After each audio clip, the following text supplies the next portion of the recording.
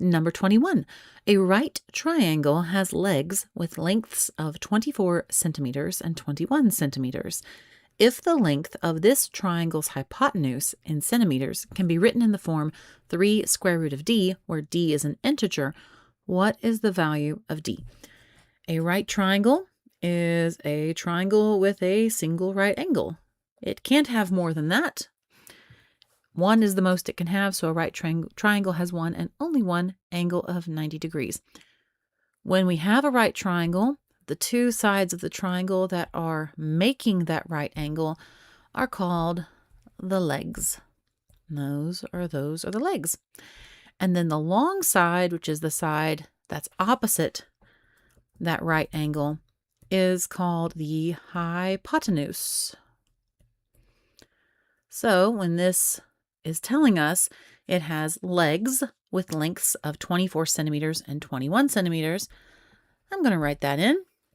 And it doesn't really matter which side I write them on because I didn't draw this to scale. I'm just drawing it as a reference so I can know where these numbers are, where they should go, and so I don't make any careless errors. No one wants to lose points on a test because of a careless error when you know how to do it right. That's so frustrating. We don't want that. Right, now it tells us that the hypotenuse can be written in the form 3 square root of d, and d is an integer. That is sort of critical. An integer means it's not a fraction, it's not a decimal. It can be positive, it can be negative, it can be 0. So like -5, -4, it can be 0, it can be 7. Anything that's the tick marks on a number line is the easiest way to remember an integer. So when you're doing your standard number line in school for math problems, every number that's on that standard number line is an integer. There are other designations like whole numbers. That doesn't usually get used on the SAT. Integers is the most common. The other one they'll say is real numbers, real solutions, meaning there is no imaginary number or square root of -1. But integers, that's the most common one that you're going to see, and that's what it means. Okay, so d is under that square root, and it's an integer. This is not a fancy right triangle like a 30, 60, 90 right triangle or 45, 45, 90 right triangle. It's just a regular old right triangle. So it's going to, like all right triangles, follow the Pythagorean theorem that a squared plus b squared equals c squared, that the length of the two sides squared and then added together is the length, I say two sides, the two legs squared and added together is equal to the length of the hypotenuse squared. So let's plug in the numbers that we know. We know the two legs are 21 and 24. And there's a couple ways that you can do this. And I'm going to show you both of them.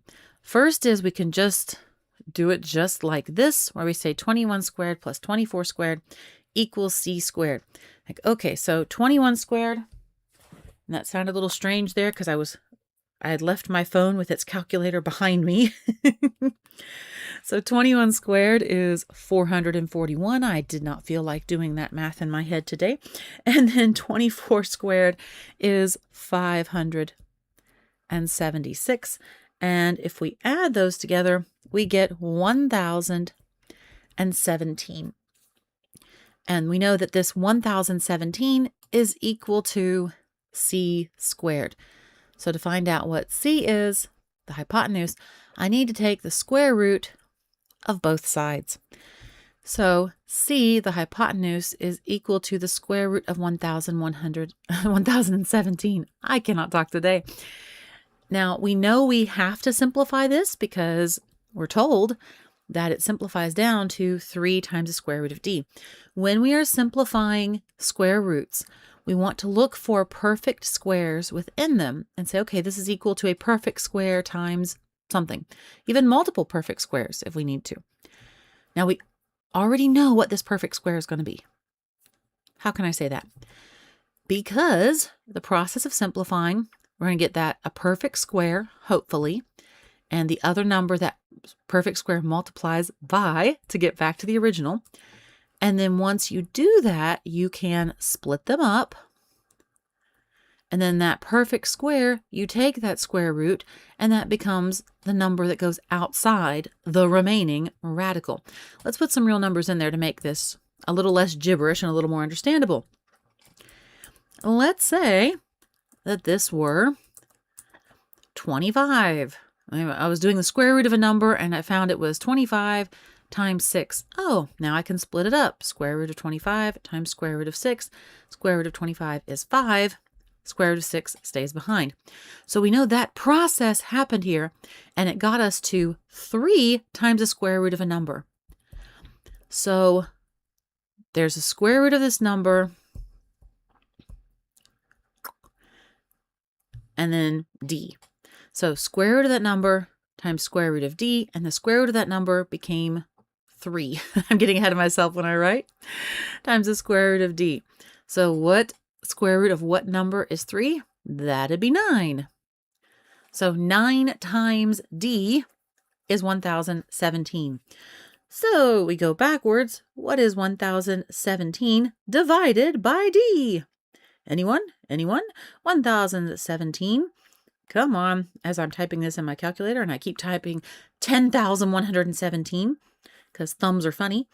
1017 divided by 9 is 113. So that is a way that we can do this, that d is 113. Does that work? Yes, it does. It does. And our answer is 113. I'm going to write it up here. But there's another way that's actually, I think, a little faster. This way that I did, perfectly valid. And if this makes sense to you, then that's great. Let's look at it another way. Let's back up a bit. Let's go back to this point right here, where I had 21 squared plus 24 squared equals c, the hypotenuse, squared. And I'm going to take all this and move it over a little bit.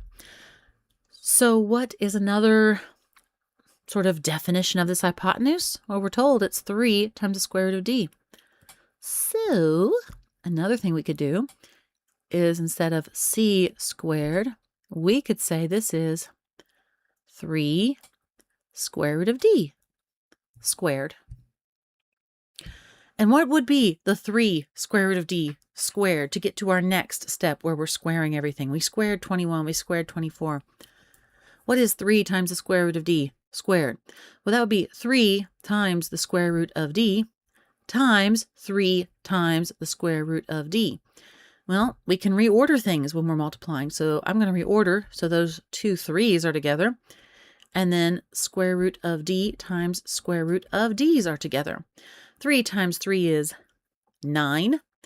Square root of d times square root of d is d. Hey, hey. Doesn't that look a lot nicer than all those square roots? So then we are right back where we ended up getting with the square roots, but a lot shorter of a distance. 441 plus 576 is 1017, and that is equal to 9 times d. So I'm going to divide both sides by 9 to find out what d is. 1117 divided by 9 is 113, and there's my d. So honestly, I think that way is faster. I need to go double check and see which way they did it in the SAT manual. I might double check that during the editing process and put it up here which way they used, because sometimes they will pick what I think is the harder way, and then that's why I like to show multiple ways, so you can pick the one that's best for you, that makes the most sense to you, and that's the one you should use. And my answer is 113. Hey guys, this video was helpful or useful in any way, please feel free to let the algorithm know about it. Like, share, comment, subscribe, even buy me a coffee if you're so inclined. Links for that down below as well. Thank you so much for stopping by. I hope you have a great day. See you later. Bye.